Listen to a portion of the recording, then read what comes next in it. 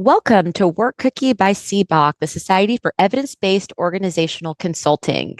Very excited today to be closing out our Leadership Innovation Month. And this month we've had some pretty amazing guests who've come in and talked about different topics all around the umbrella of leadership, from leadership development to trust in leadership. We've even had someone come in and talk about engineering leadership, which is just a really niche area of leadership specifically, and very, very interesting to hear that perspective as well. And so as we close out this month, we're going to be going into my very favorite topic of leadership, which is human-centric leadership, which has been a field that has really been getting a lot of attention lately, both in popular press and in some research. And it was actually the topic of my doctoral work at the end of my program. And so I'm going to be sharing a little bit about what that was. I'm going to be sharing a little bit around the data that I've collected from that post program. Did some follow-up data 6 months after the fact as well. And then I'll open up for some discussion here because I think there is some real meat to why we need to have this conversation today. So there's this tension growing between human efficiency and productivity. We've been told for a really long time that as our tech gets more efficient for us, that we'll have all of this space and room for this creativity and for relationships and all of these things, but that's really never come to fruition.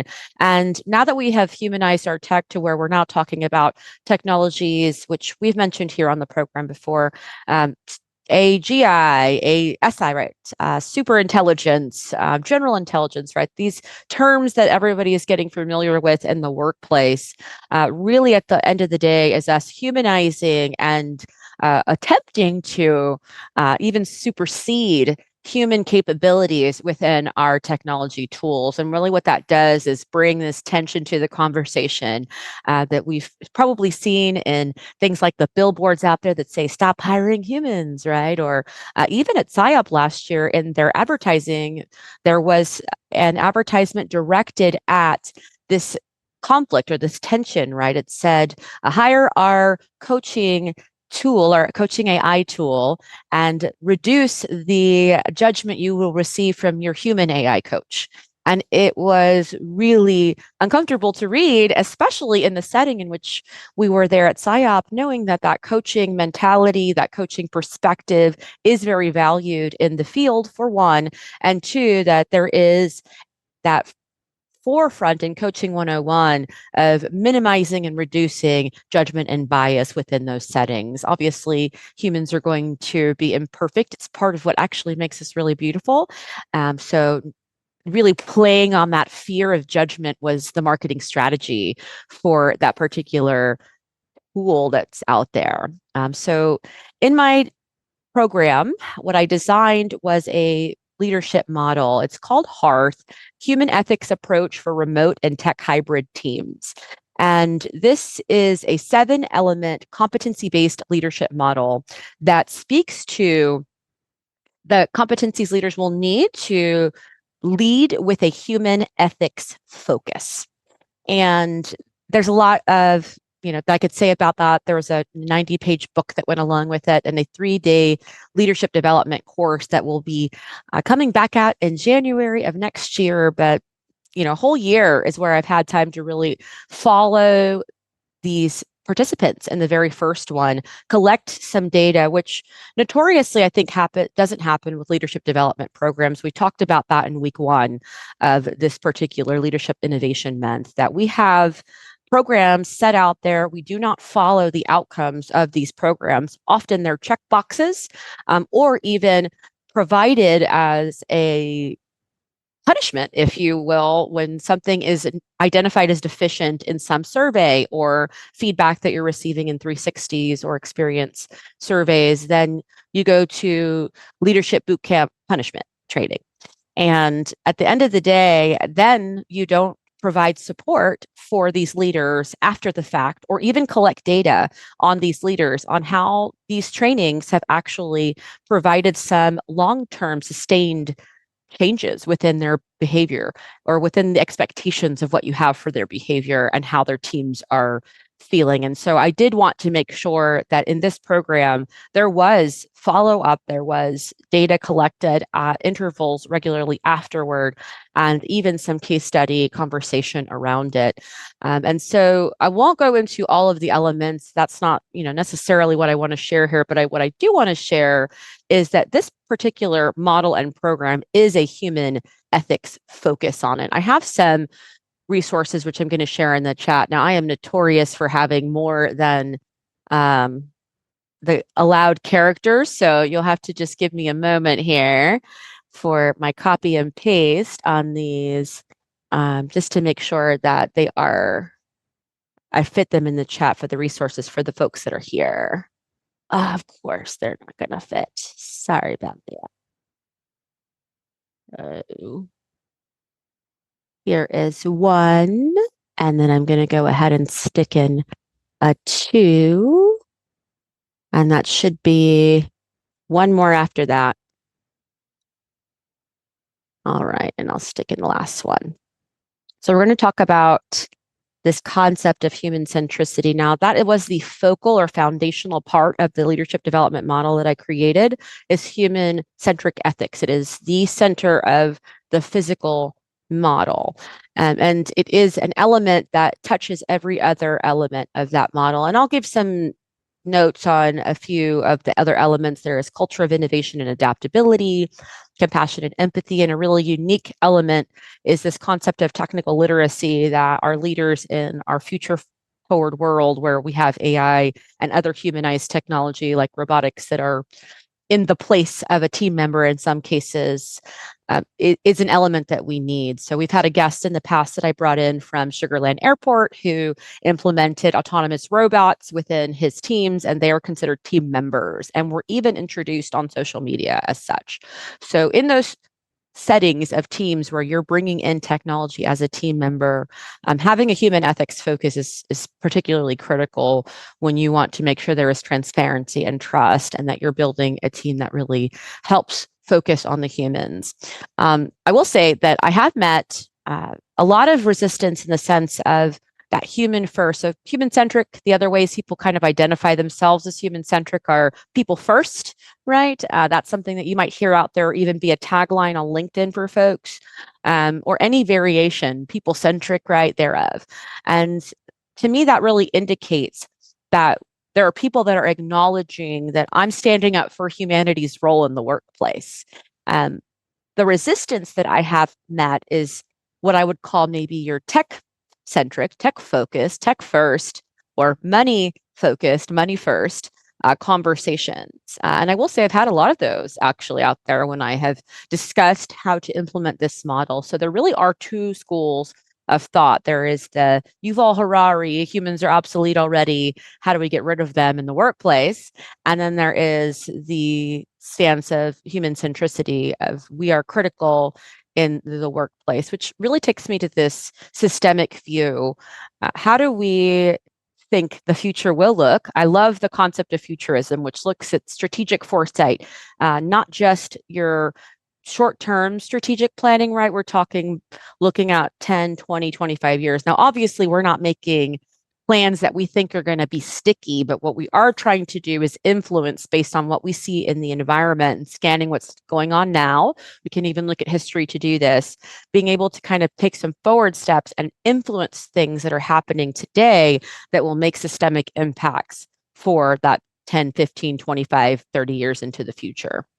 And so the human-centric stance is really one to say that if we reduce our workforces by some of the predictions out there, and these are predictions, by the way, by people who are very heavily invested in the technology they're building, but 50% of the workforce out of work, 80% of the workforce out of work. I've seen that out there even.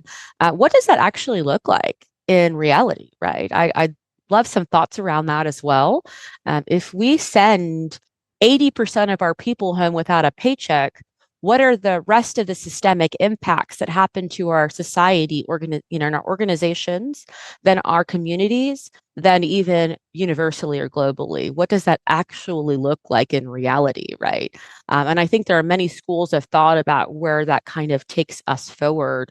But to me, that's the criticality of the human centricity and how we want to move forward. And I'll just share a few data points and then we'll go over to the hands raised here. So, long term outcomes of what I have observed in the participants of this particular course, they have reported that they are using elements learned within this course on a daily basis. So, daily application of empathy, transparency, and inclusivity in their decisions, particularly where it comes to how they integrate technology.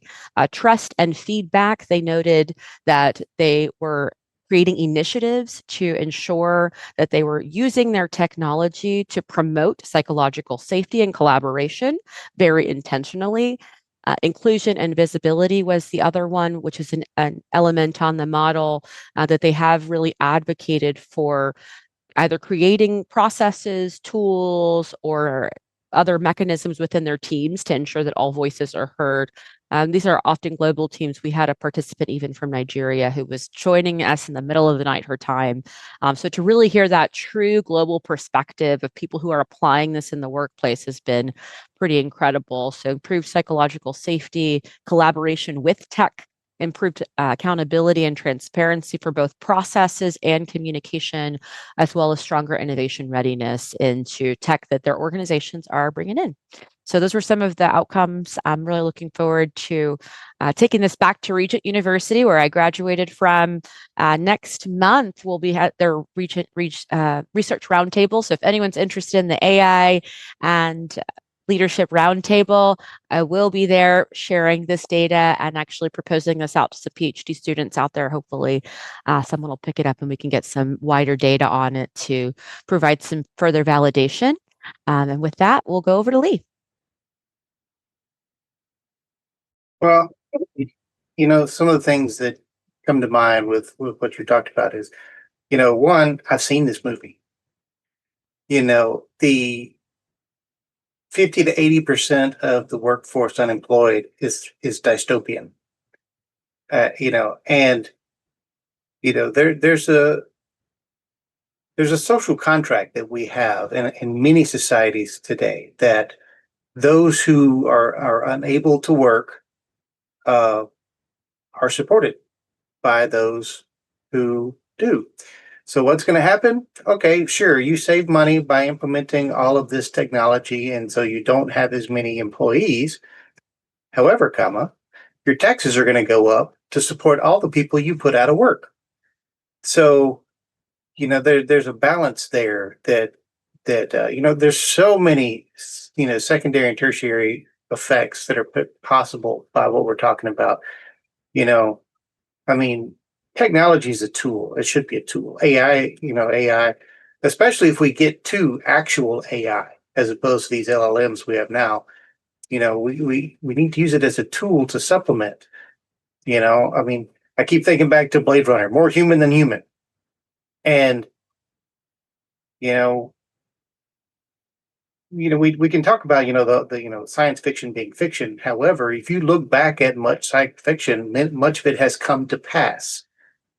You talk about futurists. Futurists of today are the science fiction writers of yesterday. And there are many concepts. I mean, is it doomsaying? Yeah, it could be some of it, but so much of it has come to pass that we really should probably, you know, look both ways before crossing the intersection, right? I'm not saying don't go forward. I'm not saying don't use it, but we need to be cautious and we need to be measured. Does that mean we don't need to have our bleeding edge innovators? Oh, of course we need them. Absolutely we need them. And then right behind them, we need the cutting edge, and on down, we need the later adopters and whatever else. But I mean, I'll throw another movie reference. Jurassic Park. Just because you can doesn't mean you should. And we have to think about those things because so many people who are straight science people, and God bless them, love those people, but at the same time they don't always consider the ramifications of what they're doing. They don't consider the longer term ethics of what they're doing. It's can I, and it's like asking the person, why do you climb that mountain? Because it's there. Well, a lot of people think that's a dumb reason.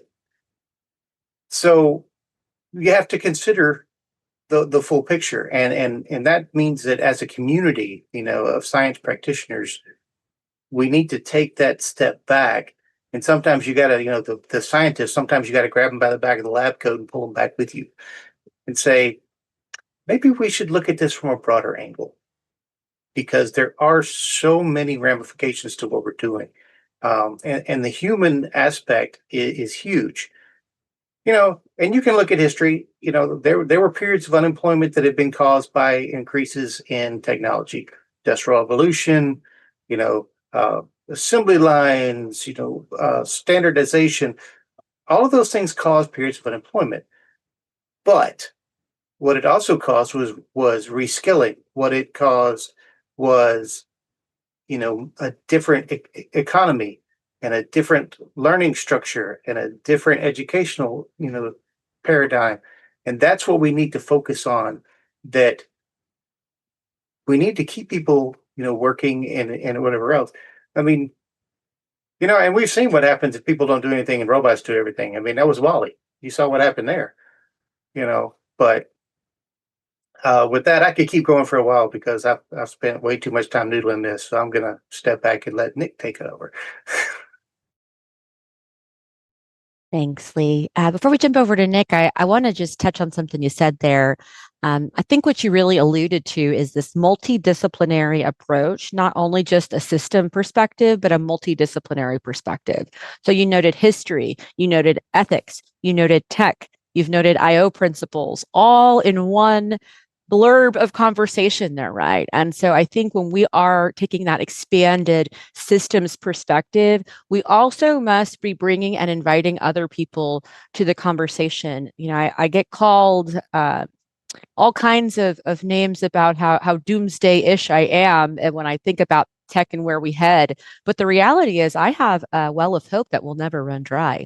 And I wouldn't call that doomsday at all. I would actually say that I think we have the power to make influence. And I think that we have the power to stand up for what could be. If we run down paths we shouldn't go down. So I appreciate you noting that really interdisciplinary perspective and approach, because I think that is something we're going to need to be moving forward with within organizations to make sure we are catching all the angles, right? So Nick, over to you. Yeah, I mean, kind of the baseline, and I think it's gotten lost in efficiency, in productivity, in, squeeze as much money out of each individual unit as you can, which that's not a commentary, that's just kind of what's happened over the last 30, 50 years.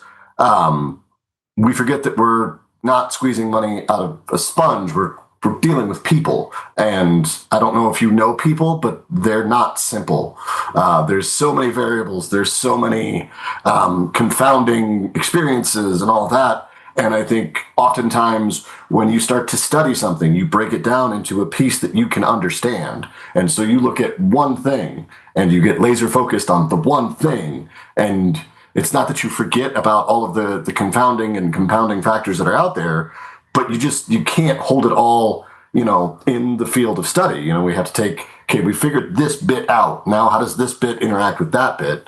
And so you do have to pull back and realize that, a person has far too many variables to isolate. And, there's the famous Air Force study where they went to go design cockpits for the average pilot and found out there's no such thing as an average pilot. Nobody fit those measurements precisely. And so, big numbers and general research trends help us kind of wrap our minds around the things that we think we see every day.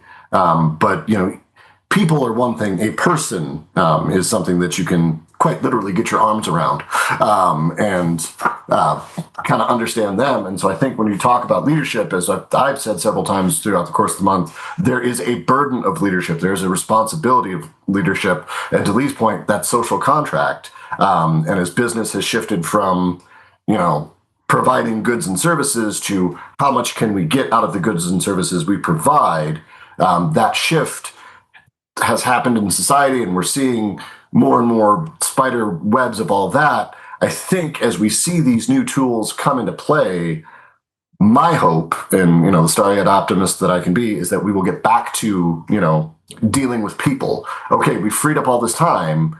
Okay, how do we take care of the people who are now displaced and out of work? It's not that we don't have enough to go around. It's how do we get the right things to the right people, and then we get that sense of what is fair. Well, I earned this money, I should choose how it gets spent. Well, yes, and also your neighbor doesn't have enough to keep the heat on, and those sort of ethical and moral dilemmas that we run into. And I think I've lost the train of thought to some degree, but just the complexity of all of that, you see it in individuals, it translates out to systems. And we've had a sneak preview of, when things do shut down and catastrophes happen. We had a pandemic and we adjusted and we got through. I thought a lot of the cracks in the foundation of systems like education, even mail and shipping, I thought it was going to, get broken wide open and we were going to have to find a new way to put it together. It's held together, and I think there's enough people who see that maybe those systems don't work in the way they were originally designed. And hopefully with these new tools, we can upgrade that and put people in the focus of how do we improve and what do we improve. I love that, Nick, and I appreciate the optimism. And I'll add a plus on that. I think the other thing we also have to remember is, systems theory lets us know that an output or a product of every system is by its design. So we do actually have the ability to influence that optimism that you're talking about there, the keeping people in the loop, keeping people working. I just added a link in the chat for a UNESCO resource out there, the right to decent work. The human right to decent work is what they write about in the UNESCO publication there in the full text.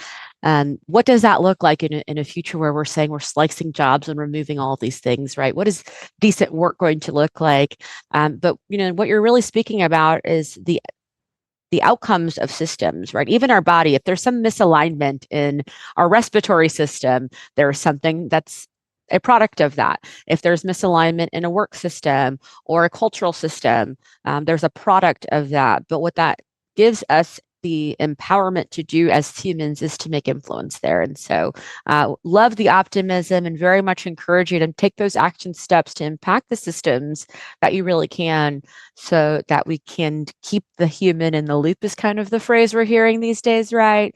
But truly, as we think about what it would look like to not do that, I think to me, it highlights the imperative for us to make action steps. Rich, let's go over to you. I, for one, am ready to embrace our robot overlords and work for them instead of with them. No, I'm kidding. I kid. Actually, I just finished a couple of courses, specifically by Google, by Microsoft, and by the Project Management Institute. All of which use, two of them develop artificial intelligence, right?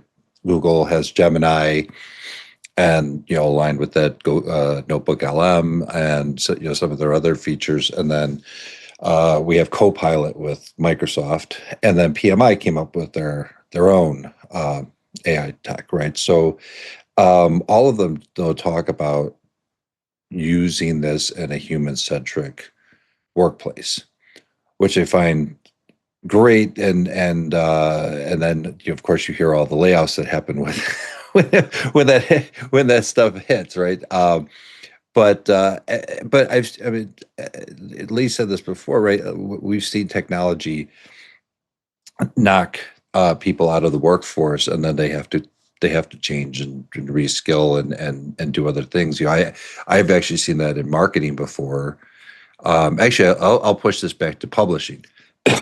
So I used to be in the publishing world, and back then there were people who were typesetting, and then you would send it in front of a camera, and so you had a camera operator who would take a photo of the layout that somebody created, and then that would have to go to be developed, and then there was this whole process just to get something onto a plate so it can be printed, right?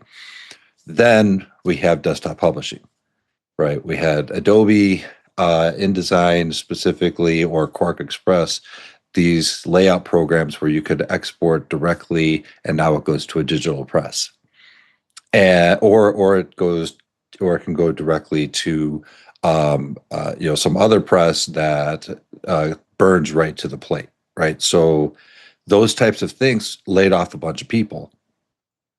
Their functions weren't needed anymore. But you learn to adapt. You learn to figure out how can I work in this place. And when companies help people to do that, I've actually seen this happen, and no jobs were lost because we just upskilled the print department in the place that I worked at.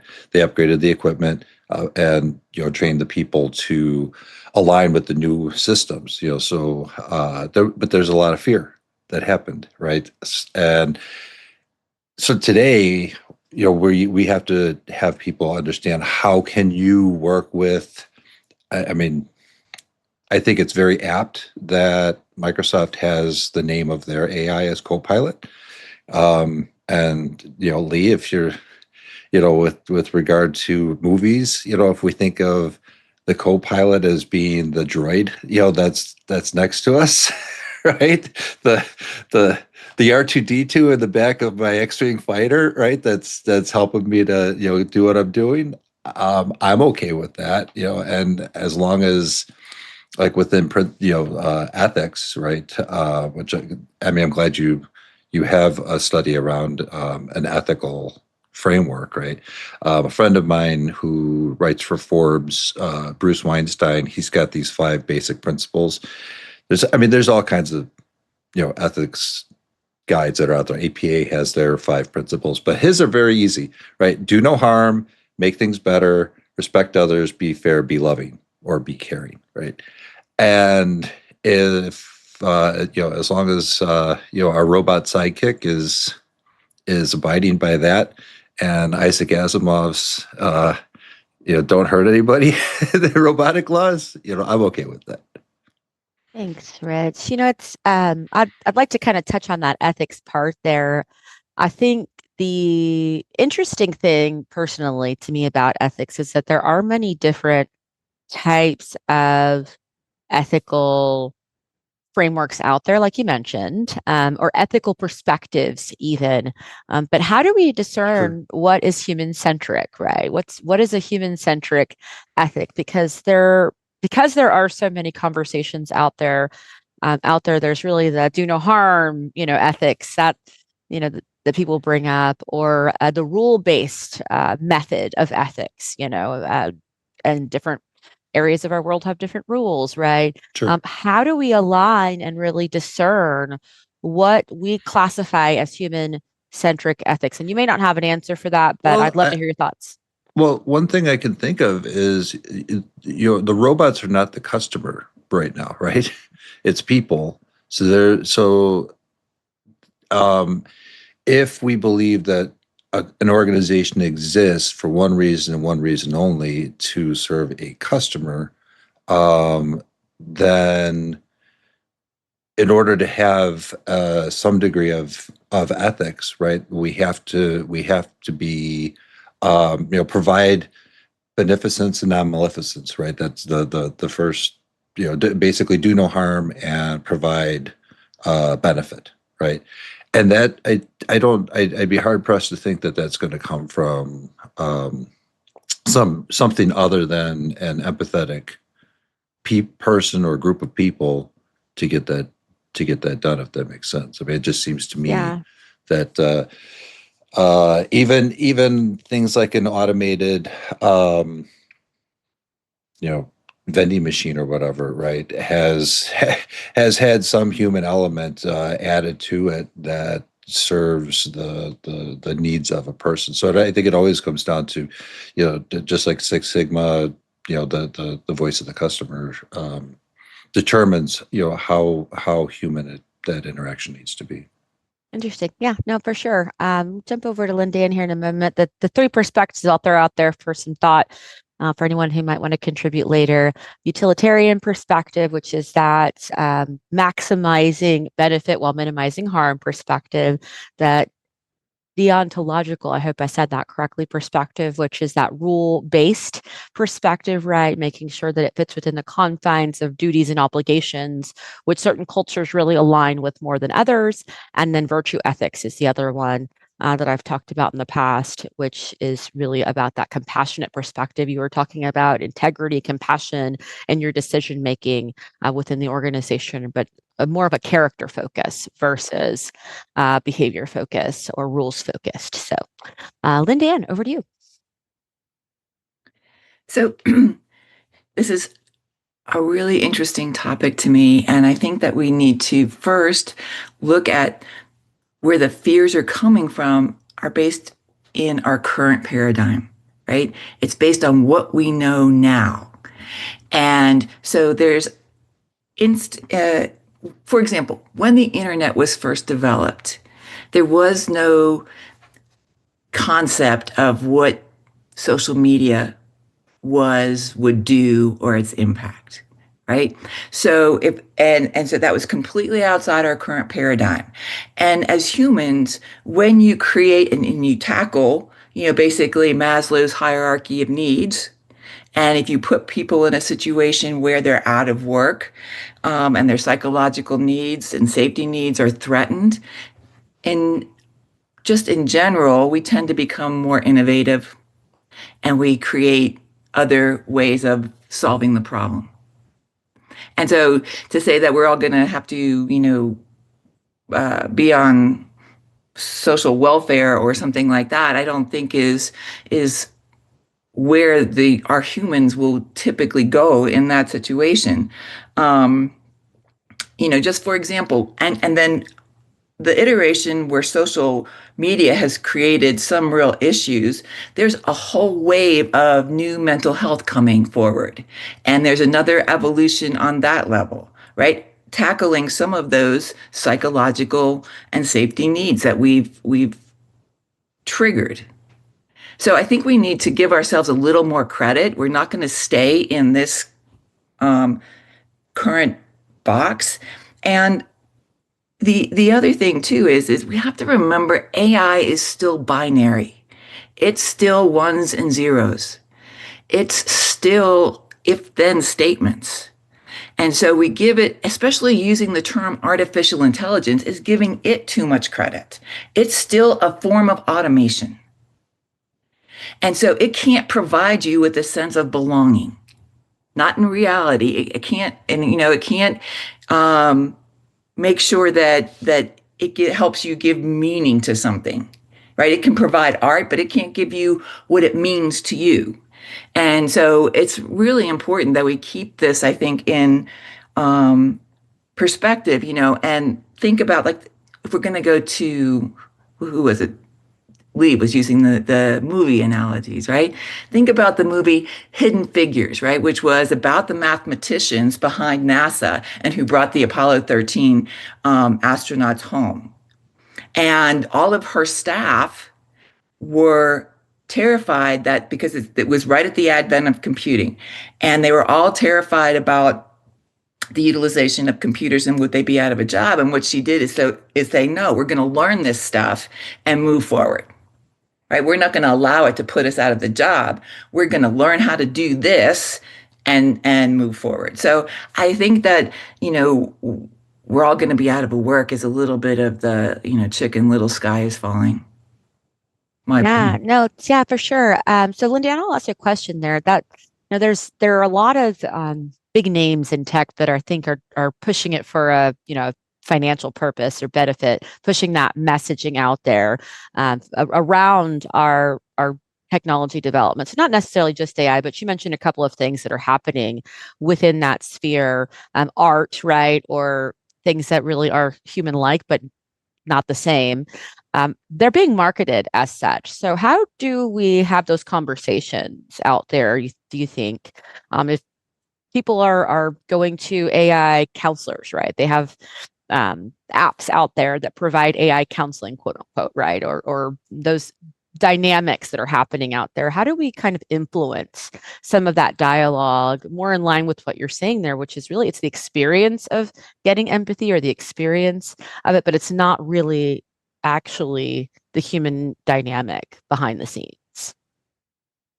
I think, well, I mean, it depends, how it's used, because we've talked about this before. When it's important to be very discerning, right? We need to be, and we've had to do this before, and like, for example, my daughter is 28 and she can look at something and pick out the AI generation in a heartbeat much faster than I can, right? So it's how we develop our discernment in the different aspects of it.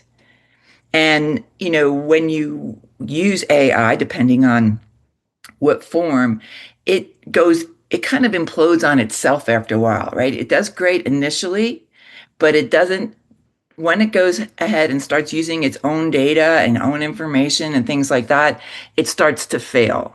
And so I think we need to, I don't have a great answer for this, but I think it's how we really figure out the discernment and go, okay, just like we figure out what's a scam and what's not, you Right. know? Yeah, and some people end up being susceptible and fall into those things. So I think it's important, like you're saying, to develop that within the way we interact with our tech. And Facebook, I think it was 2018, actually, subsequent to that, faced FTC fines for their use of LLMs to unauthorized, to do political targeting, even with outside of the framework of Mhm. the way that they were sharing with the public, they were doing that. So these are really those ethical questions of how it's being used and gaining discernment on what you're seeing and consuming as well.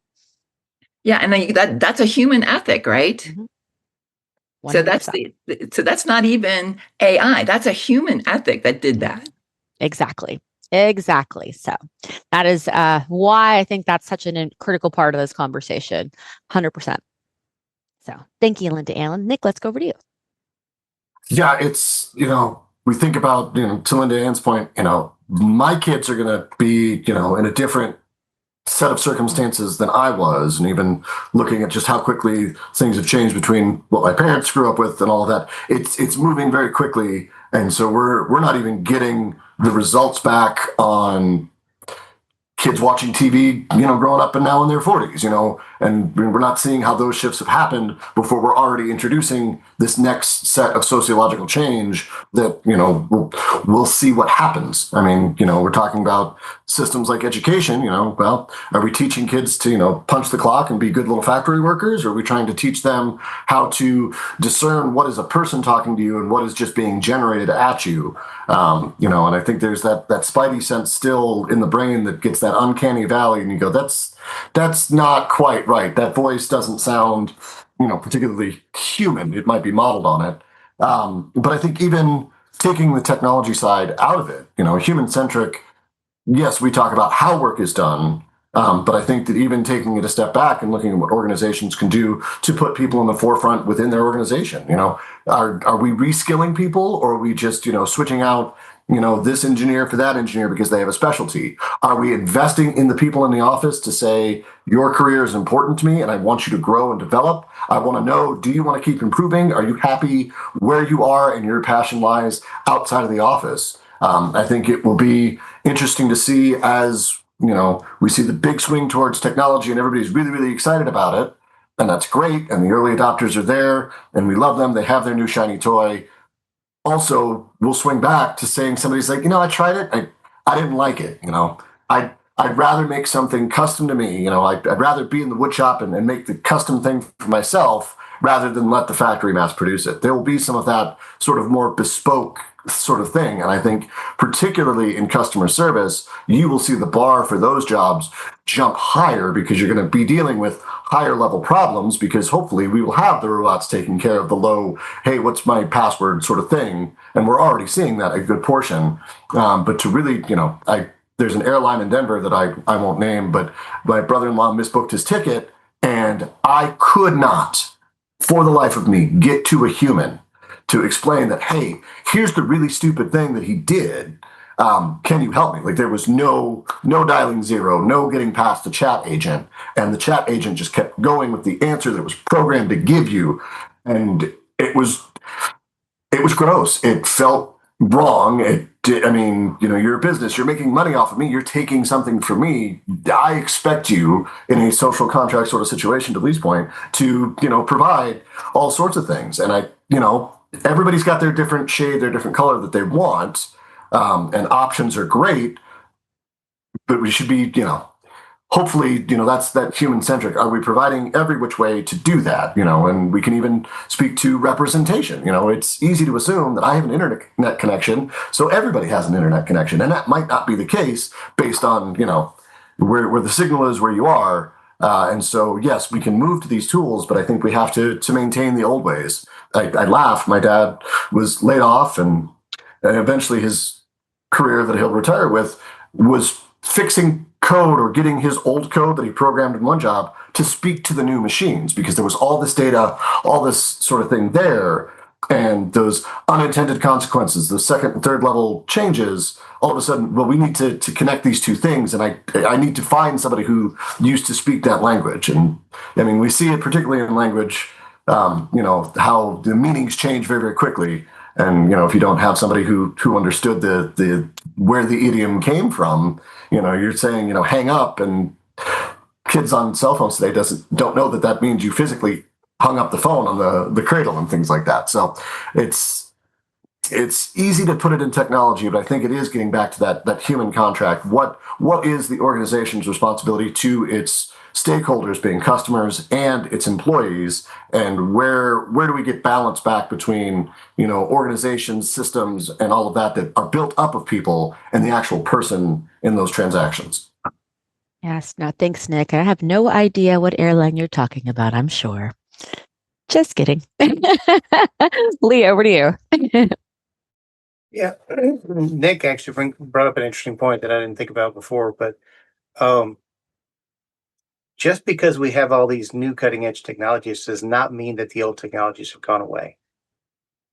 There are late adopters who are still using the older things. There are some that don't like that newfangled contraption, and I saw when I was still in the Navy, I saw this big schematic one time. It was this whole infrastructure, which was ridiculous. Don't even get me started on the ridiculousness of that. But there were programs in use at that time that are older than me.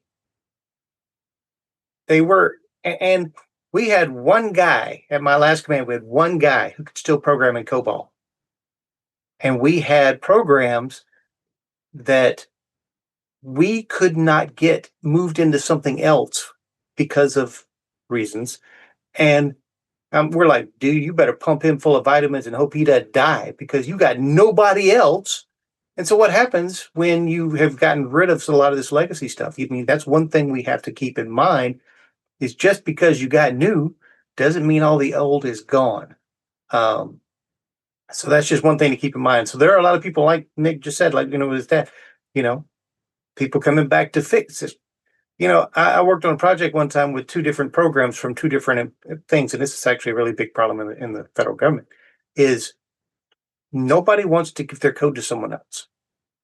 So these two programs by these two different companies didn't talk to each other, but they both had an NDA with a third party who could write something that would talk to both of them. Guess who made the big bucks? The guy in the middle. So, which was just outrageous. But anyway, so to loop it back to our thing about the ethics, one thing that is very interesting that we tend to not always think about in this global economy that we're in is that ethics are not universal. Just because you consider something ethical, another person from another culture may not. And those are things that, in some cases you thought, it's a no-brainer, that's an ethical thing or a not ethical thing. And somebody else is going, not where I'm from. Whether it's whether it's, religious or, country or whatever, there are differences. And to top that off, language. What is the language? Because when you're talking about these LLMs, you want to see something amusing, go into one of the online translator programs, type something in English, have it translated to any, pick one, Spanish, and then take the exact thing it gave you and tell it to translate it to English. and see what it gives you. It will not give you, it's like a game of telephone. It will not give you the same thing you typed in originally. There's a challenge for us when we're talking about these AI products is, or just think about the, voice thing on your cell phone or your car. If you don't use the exact phrasing, it doesn't know what you're talking about.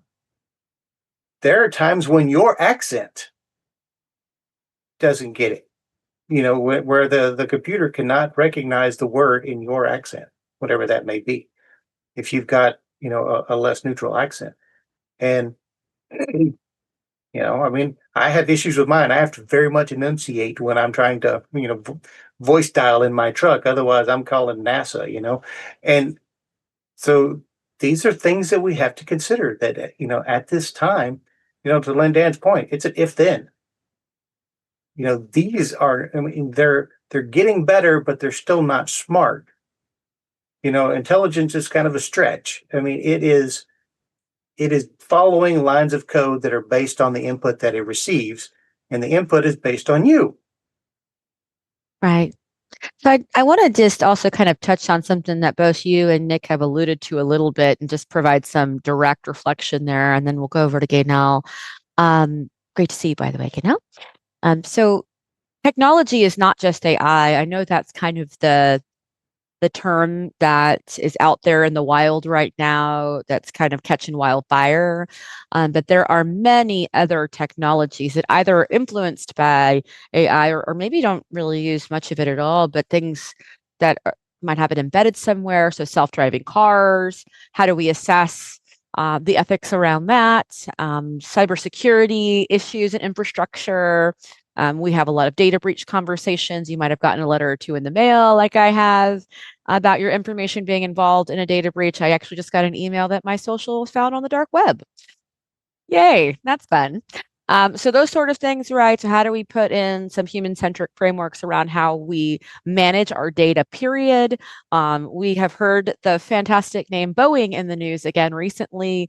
2018 and 19, they had legal issues with systems that were flawed based on poor transparency. Amazon facial recognition technologies had some issues and halted sales and cost at the end of the day around racial bias and some misrecognition biases, right? So we are not just talking about AI when we talk about tech, we are talking about a wide breadth of uses in our tech space that consider that ethical focus. And I love that reflection you made there, Lee, on different people having different versions of what ethics mean, right? But there is still something that makes us all human.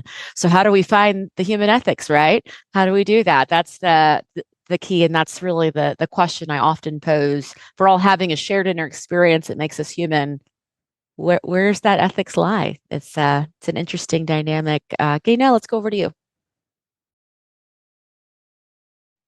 Oh, good morning, everyone. Great to be here. Thanks for the conversation. Ditto echoing a lot of some of what you said, and then trying to bring something, extend that conversation as well.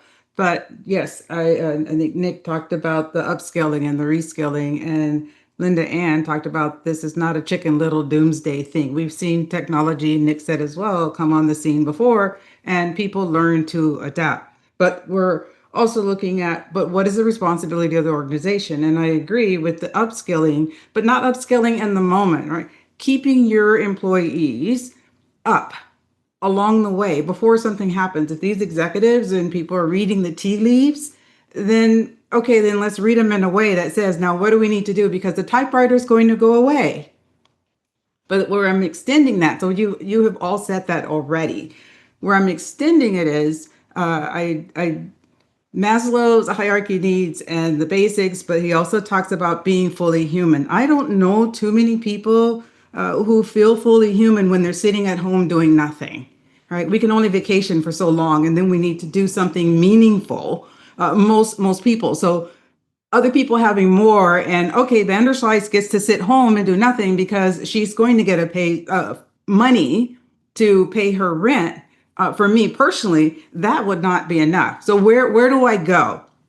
So where I'm extending this is to say, and I think Nick was talking about it, I I think companies are doing themselves one. Also, I'll make 2 points. One, doing themselves a disservice when they say we can eliminate all of these people. Maybe some you can't keep. I get that, but eliminating them all, you know what?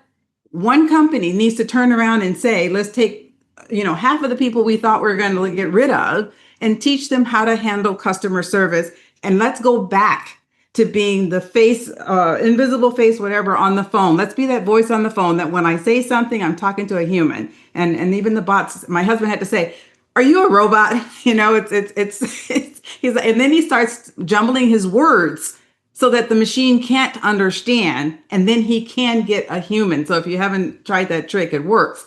But what if a company says we are going to put more people in that customer service, touch, we want to be connected space?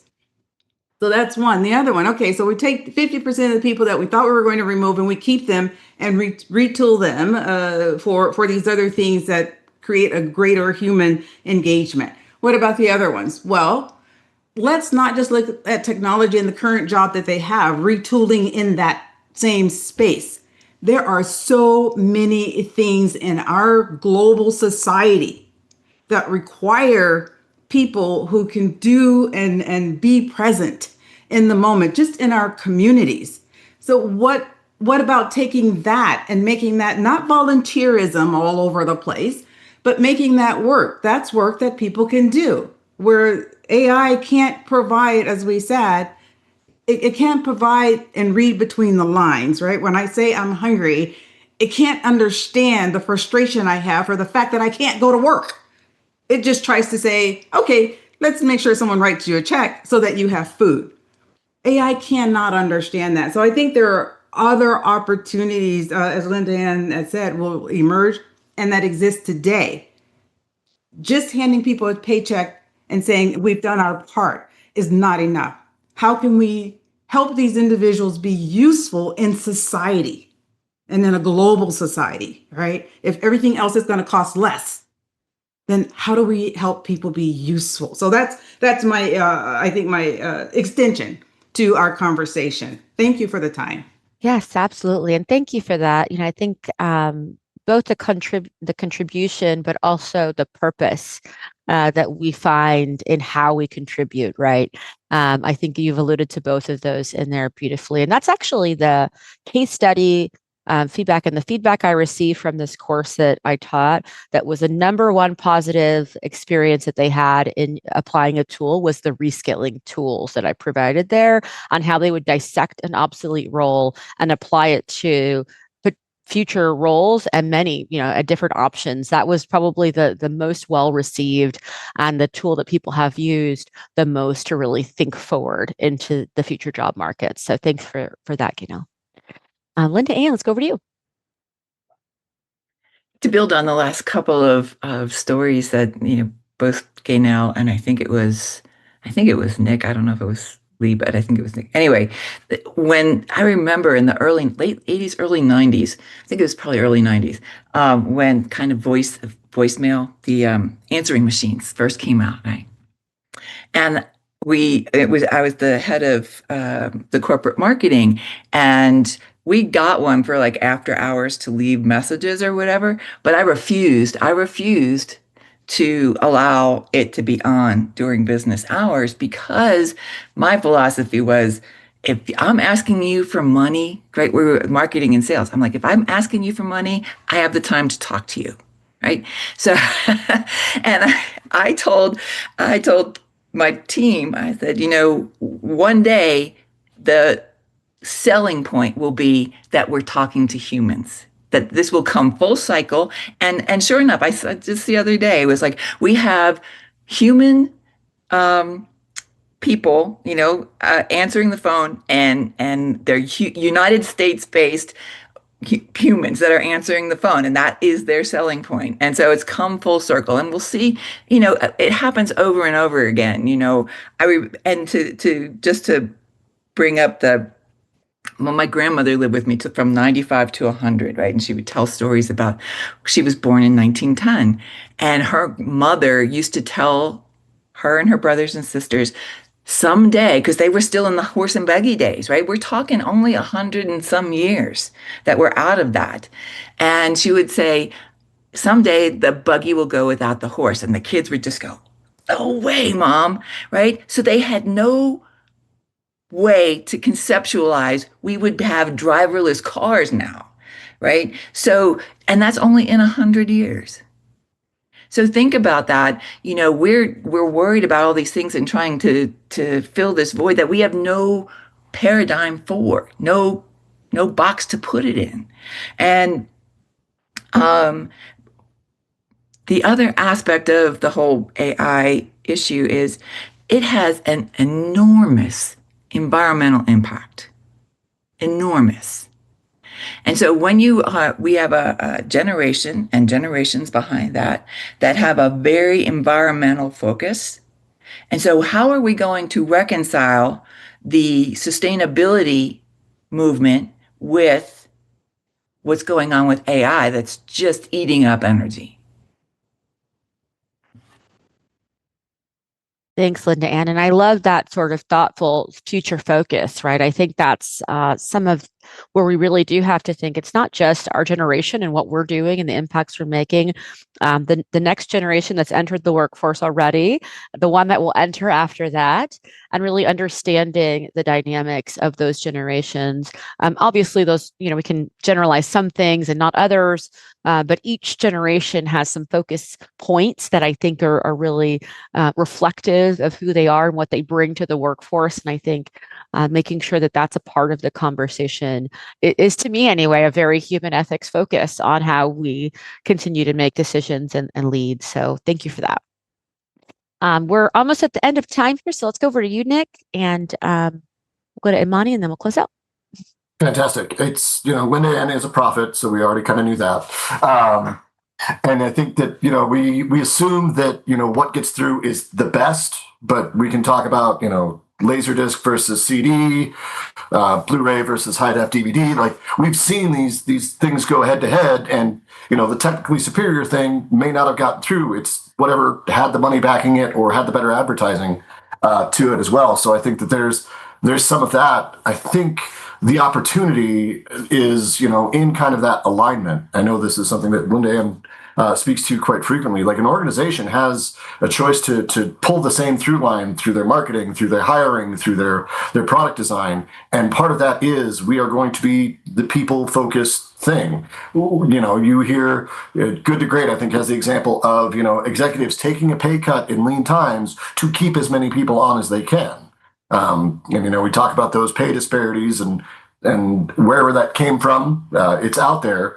But I think you'll see kind of more of that equity of, maybe we go to a 4-day work week so we can hire 3 more people to get all the same amount of work done. We're not losing any productivity as a whole, but people are able to collaborate more and things like that. Again, trying to spin to the optimistic side of things. But yeah, I think the more that you hold people at the center of it, the more you'll think about, okay, well, I could have a chatbot do this, or I could also have somebody supporting that, give somebody that option. I think it's easy to see it when we're trying to exercise influence through getting sales and through marketing and gaining capital and all these other things.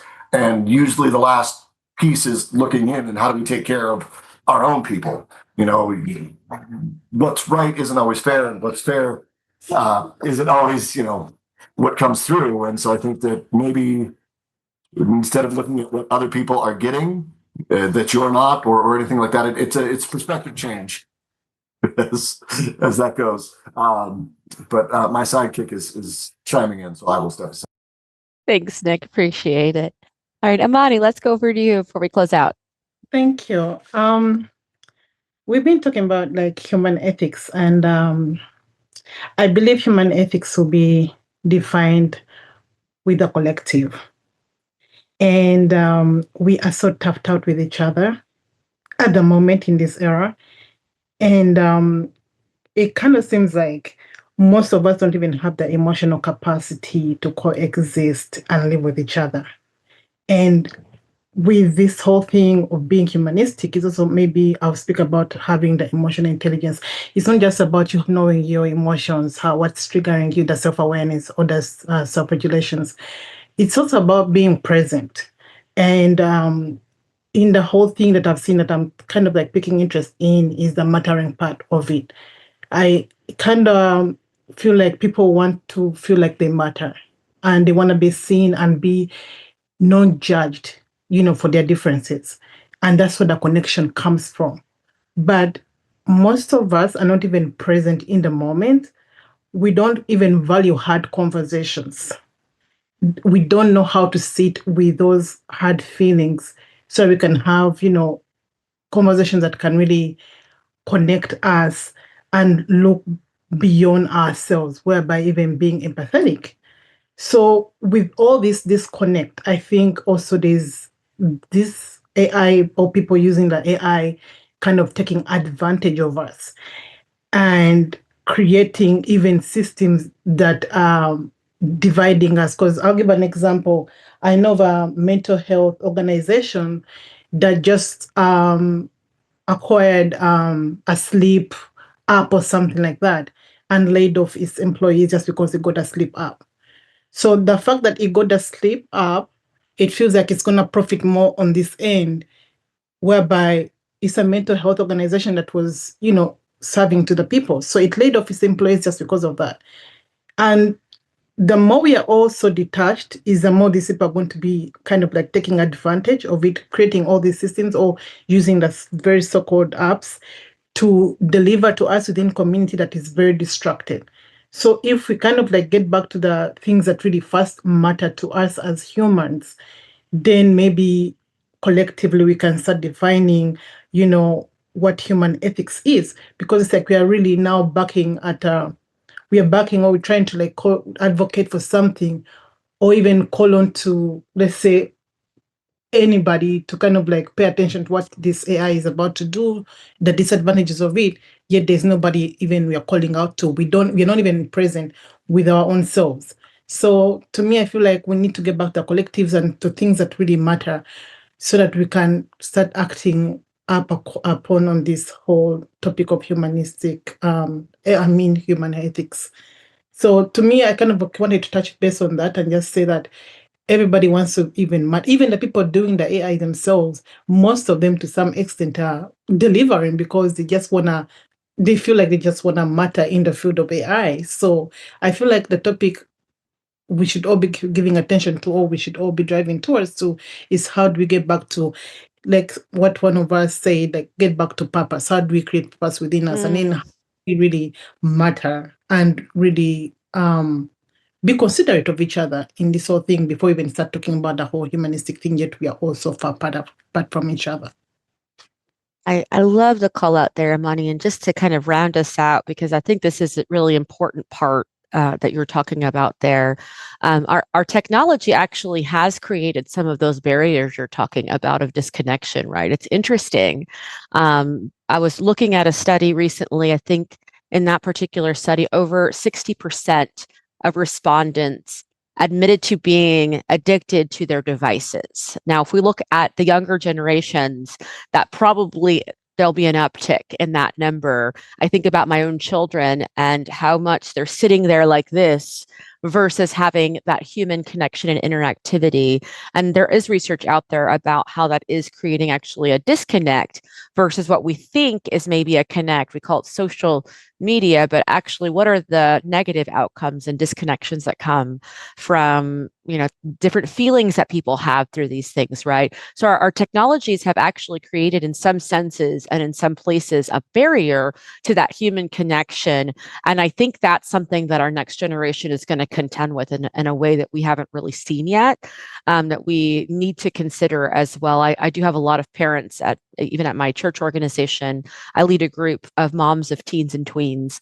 And that is one of the biggest conversations points is the technology and the things that they're contending with in their own day-to-day lives with their children and devices, and how they're trying to get their kids out of the house, off of the gaming consoles, off of the phones, off of the YouTube, and have intentional disconnection from the device to be able to connect to the people again, because they're very challenged with the human interactivity. In addition to that, real quick, because somebody talked about also people using it for counseling, I'm going to tell you, I've been among the statistics of people who have been using ChatGPT to emotionally support. At some point, I was just doing it for just to see how people respond to it, but people responding to it more positively. And then also on the streets of TikTok, we have people giving reviews saying, "Listen, I have my therapist. I have doxed my real therapist, the human therapist. I'm using AI because I feel seen. It talks to me in a way that it even kind of like connects with me. It keeps my history." So it's about the things that we're saying to each other. The more you kind of like create this whole distance between the Gen Zs, the whole stereotypes of Gen Zs are lazy. These people don't feel seen. They're also withdrawing and getting to these same various systems that they're giving them more value. And then that creates the whole market for even more AI. And these people are going to see no more use for expertise like us and droppers, because they know they can now get direct to the source that they've taken away, that you've pushed back and they're taking attention from. So I just wanted to say that. And yeah, thank you. Thank you, Mani, and I appreciate the personal insight there as well. There's very, very interesting to work through. So with that, we've gone over time just a little bit, but I do want to go ahead and close us out. I have appreciated so much all of the guests and the participants and the conversation and comments for our Leadership Innovation Month.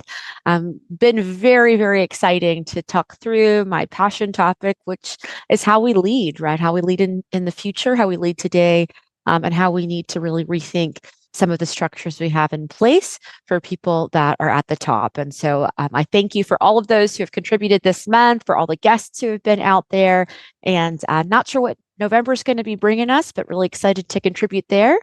I can speak to that. Go ahead, Nick. Next month, we'll take a second helping on some of the topics from this year. Lean into the kind of year-end review and the Thanksgiving theme. But I'm in the process of going through some of the more widely downloaded episodes and kind of revisiting the original topic, the discussion, and being able to jump back into some of those. Sounds fantastic. I look forward to it. Thanks, Nick, for that pre-street. And with that, I'll count us out. See you next time. 3, 2, and 1.